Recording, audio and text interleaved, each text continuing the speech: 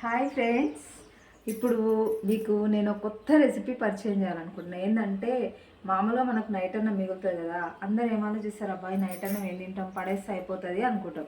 కానీ అట్లా పడేయకుండా నేను కొత్త రెసిపీ, కొత్తది ఏం కాదు, అందరు చేసే ఉంటారు, కాకపోతే నా స్టైల్లో నేను చేయాలనుకుంటున్నా. ఇగో ఇది నైట్ అన్నం ఆల్రెడీ మిక్సీ పట్టిన, అంటే మెత్తగా కాకుండా మామూలుగా మిక్సీ పట్టాలి. మిక్సీ పట్టి ఇట్లా అయితే చాలు. ఇట్లా మిక్సీ పట్టి దీన్ని ఏం చేయాలంటే మనం ఇగో నేను ఆల్రెడీ కట్ చేసి పెట్టుకున్నా ఆనియన్, పచ్చిమిర్చి, కొద్దిగా కారం పొడి, అల్లం పేస్ట్ అన్నీ వేయాలి. అన్నీ వేసి మంచిగా మిక్సీ వేసుకోవాలి. మిక్సీ వేసుకొని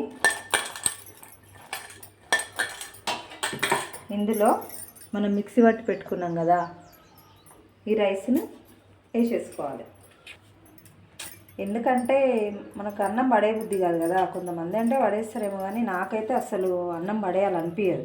ఎప్పుడన్నా మిగిలితే నేను ఇదే పని చేస్తాను. మీరు కూడా నచ్చితే ట్రై చేసి చూడండి, బాగుంటాయి. దీన్ని ఇట్లా మిక్సీ వేసుకోవాలి మొత్తం. అసలు మనం మైదా పిండితోని, శనగపిండితోని అట్లా చేస్తాం కదా, ఇది దానికంటే చాలా బాగుంటాయి టేస్ట్. ఒక్కసారి ట్రై చేసి చూడండి.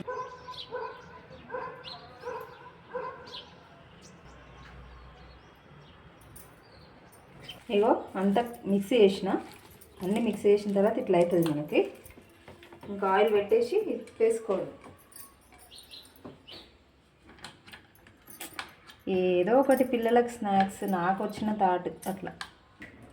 ఇగో ఆయిల్ వేడెక్కింది, ఇట్లా వేసుకోవాలి.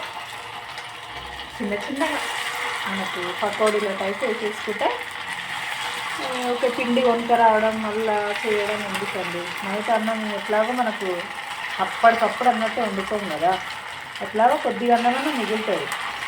మిగిలినప్పుడు వేసి ఇట్లా వేసేసుకొని పిల్లలకు స్నాక్స్లా వేసేసుకుంటే చాలా బాగుంటుంది. ఇగో ఇట్లా బ్రౌన్ కలర్ కాగానే తీసేసుకోవాలి. దాని తర్వాత నాకు ఒకటి ఇవ్వాలి. మూడు అవుతుంది ముస్తాయి. చాలా బాగున్నాయి కదా, ఒకసారి ట్రై చేసి చూడండి. ఒకవేళ మీకు ఓన్లీ రైస్ వద్దు అనుకుంటే ఏదైనా పిండి యాడ్ చేసుకోవాలి, మైదా పిండి అయినా. ఇగో మా బాబు తాగుతలేడు అసలు. వీడియోలో పడితే ఏం కాదు. మొహం తీయనా మరి, మూసుకో. ఇట్లా ట్రై చేయండి ఒకసారి.